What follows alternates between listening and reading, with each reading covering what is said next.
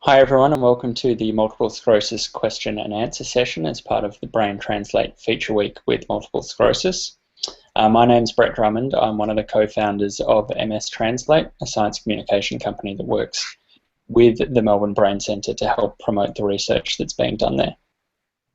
Tonight, as part of our hangout, we're joined by Dr. Anneke Van der Walt, who's part of the multiple sclerosis research teams there, and she's going to be talking to us about the research that she's doing and some of the other research that's being undertaken at the Melbourne Brain Centre. Anneke, welcome. Thanks for joining us tonight. Would you like to start just by and some of the work that you're doing? Yes, thanks for having me tonight, Brett. So I'm a neurologist and I work at the Royal Melbourne Hospital. I am a subspecialist in multiple sclerosis, and basically that means most of my work is working with people with MS. I'm also a researcher, so I'm a postdoctoral researcher at the University of Melbourne, and the main focus of my research has really been on MS tremor, looking at novel therapies to try and alleviate this difficult symptom that people can get when they have MS. I'm also very interested in cognition, so I'm looking at sort of electronic platforms that we can use in a clinic scenario that we can monitor subclinical cognitive impairment with. And then I'm also, I do a bit of neuro-ophthalmology, so conditions that combine the eye and the brain together, and some of my research focuses on that, so looking at optic neuritis in particular, which is inflammation of the optic nerve, and outcome measures of that and how to predict outcomes and how that could be useful in a general MS population, particularly with developing new treatments for neuroprotection. So yeah, I guess that's sort of what I'm busy with most days. Okay, do you want to start? I mean, during the feature week, we highlighted a video with yourself talking about the Botox trial. Do you want to give us a little bit of information, a little bit more information about that trial and where it's at? Yeah, so that's a very exciting project. So we did a couple of years ago, we did a small study looking at the effect of Botox injections in people with upper arm tremor or shaking, with MS as well. And we had quite a good result in that we found that we could reduce the severity of the tremor by about 30 to 40%.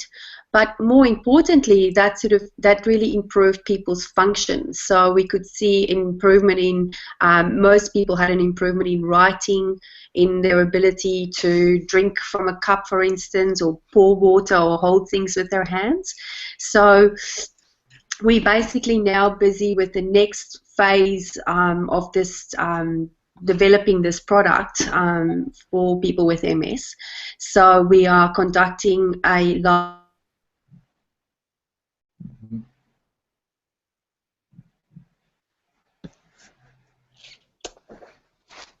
I think Anneke's just frozen on us at the moment. Am I back? Yeah, no, you're back now. Oh, good. So we're going to look at a larger group, so about 100 people, and they are going to either have Botox or placebo water injections. And we have sort of more novel measurement tools that we're using. So I'm very excited about this collaboration that we've established with the Bionics Institute. So the guys who, developing the bionic eye and all of that. So they've actually developed some software and a magnet tracking tool that we can attach with little electrodes to people's arms, which will give us a much more sensitive way to measure the tremor. So we are very excited that we are also going to recruit a group of people to do MRI scans on. So the exciting bit about that is that it's going to be on the new 7 Tesla scanner at the university. So that scanner is just up and running now, and we're hoping that combining all of these factors will have lots of different outcomes. Firstly, of course, we want to show that the Botox works. Secondly, we want to try and develop some ways to predict which people will respond better to treatment. So because some people do not respond, so you don't want to treat every single person if we know that they're not going to have a good outcome. And then the third thing, and what I'm also very interested in, is to try and work out, well, where in the brain is this coming from? Like that it is a network between the back of the brain or the cerebellum and the deep centers inside the brain, and also the cortex or the surface of the brain that integrates movement. And what goes wrong in this network to cause a tremor, and is there anything else that we could be doing to improve the situation? So we're hoping that this project is going to give us some of these answers. So, I mean, it sounds fantastic. For people who want to participate, the contact details were on the video that we posted as part of the feature week, but is there any eligibility requirements? Can anyone participate? What are the things that people... Well, anyone can participate, so we're not excluding people for any reason. Any type of MS can participate as well. The only sort of inclusion criteria really is that you should have some shaking of your arms, and that it should be disabling, so it should be interfering with day-to-day activities, and then you should be willing to have some injections in your arm. That's the main thing. So and then obviously we don't want to inject anyone who's pregnant or breastfeeding, so that's probably the most pertinent exclusion factors. Yeah, but otherwise we're quite happy to give it a go with most people.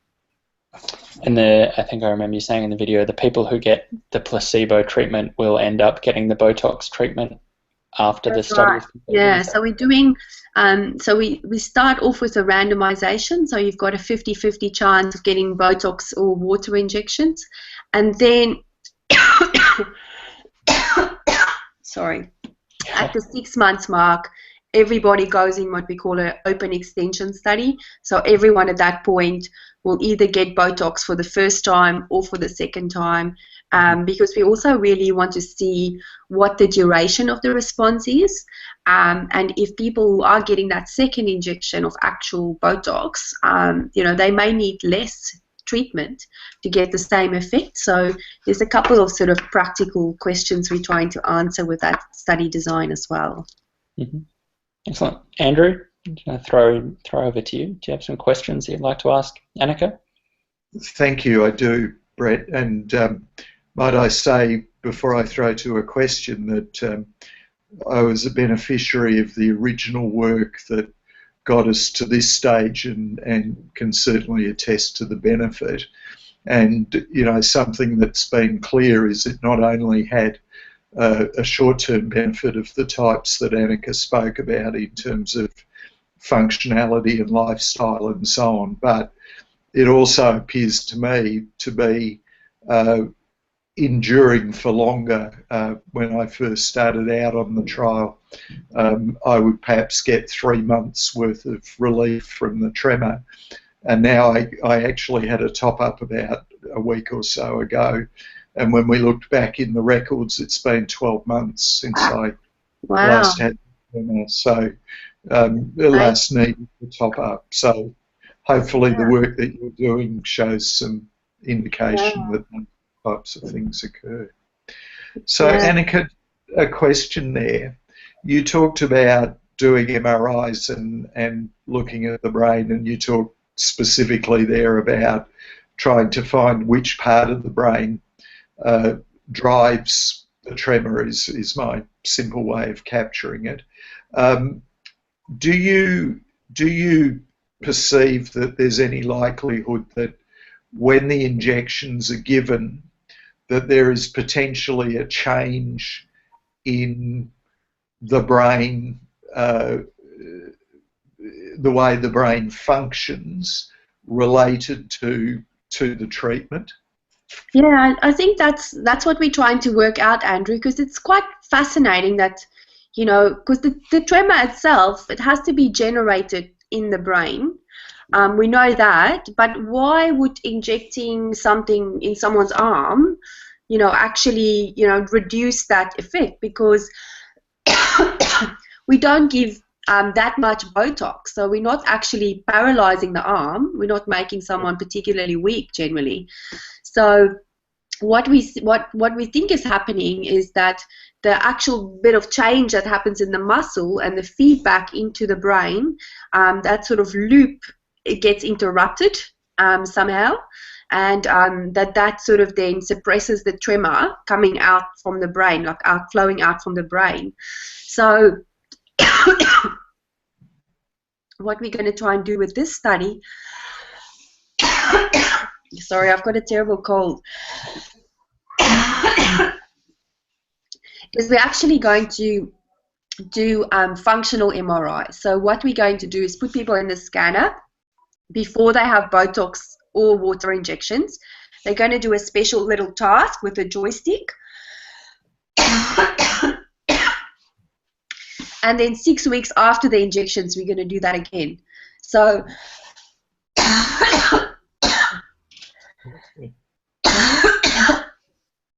sorry.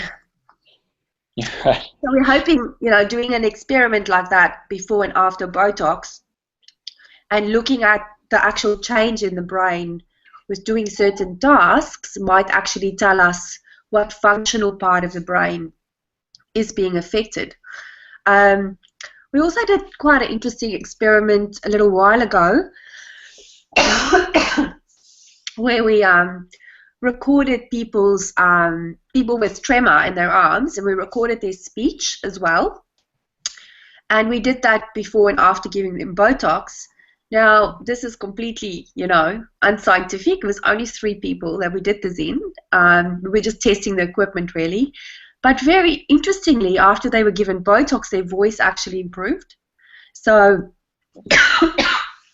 we know that speech is modulated by a lot of the same connections that seem to generate the tremor.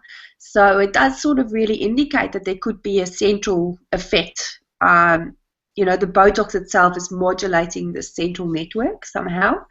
So yeah, so we're going to study that as well in this study, and we're very excited about what it could show us, and what sort of insights it could give us in how these networks work once they get injured in someone with MS.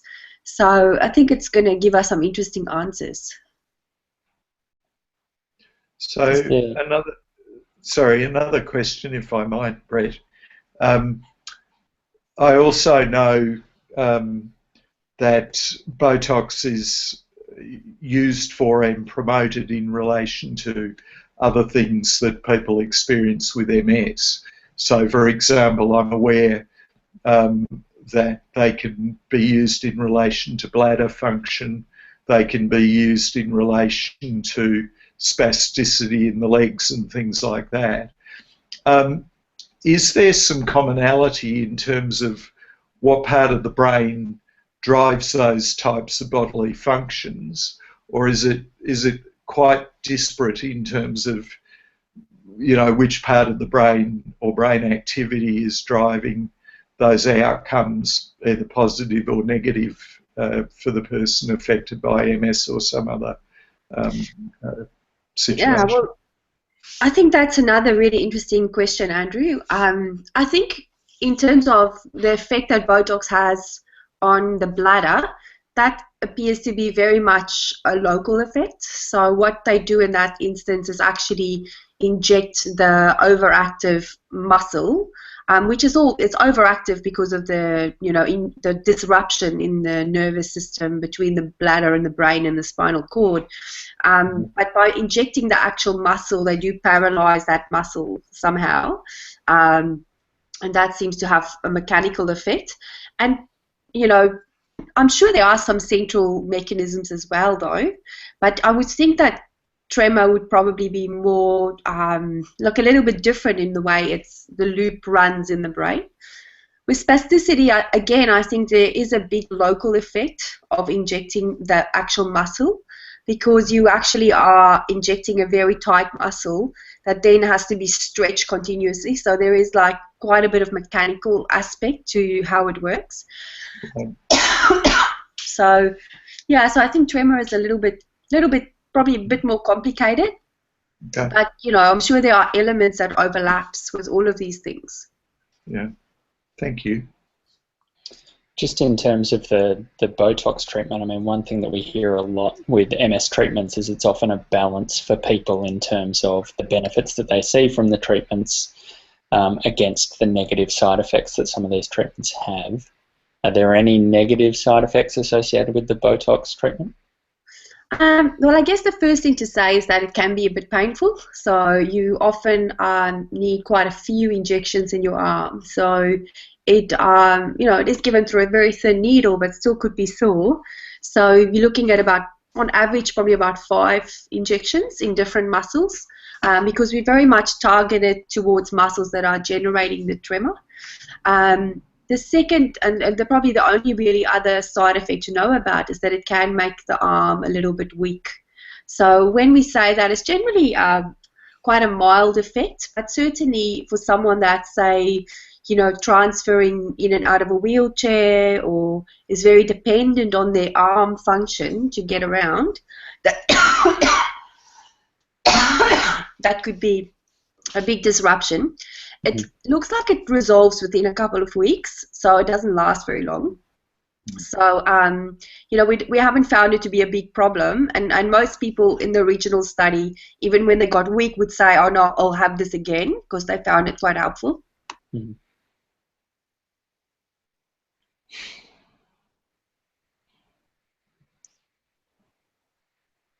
Just dealing with the coughing.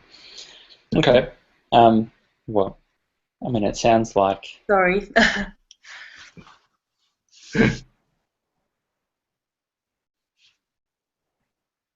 Are you there? Are you frozen? I'm okay.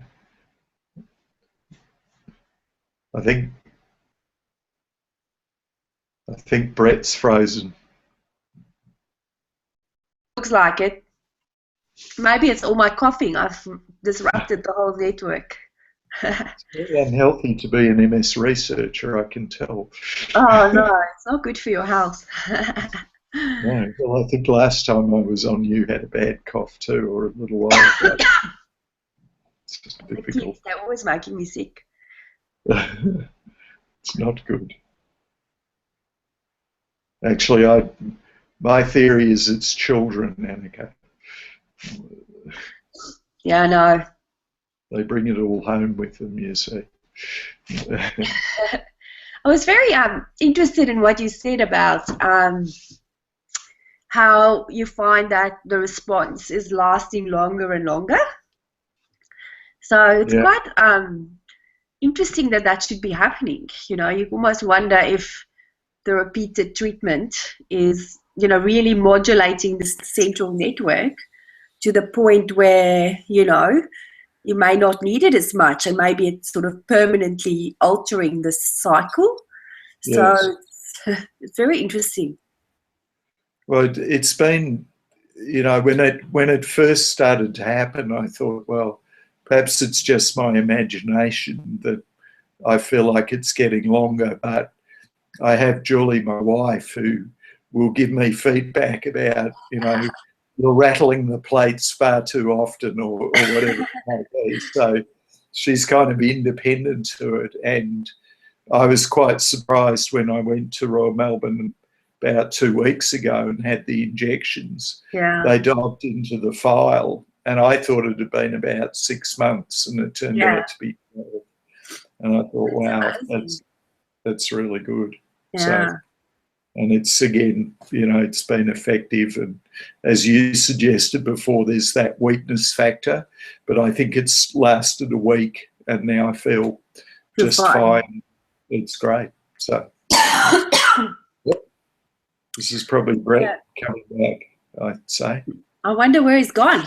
He's left us all alone. He has. I just saw a blue head on the screen. I thought he might be dialing back in. Yeah. It's strange. I'm sure he'll come back. But I think it would actually be quite an interesting project to get a student or someone to do, is to actually look at, you know, the original group of people that we injected in the study because there's still quite a large number that actually is receiving treatment, and to see what's happened with the doses and the frequency of the dosing and the, you know, just the duration of response. Yes. Because it would actually, you know, be quite interesting to see what's happening. Because you could also potentially look at other things that people might do. So, for example, if people were having physiotherapy or they were having work at the hand clinic, you know, it might be that contributes to their functionality. But if they're simply relying on the Botox and getting those outcomes, then it's obviously quite definitive. Yeah, it could be an interesting piece of work, I think.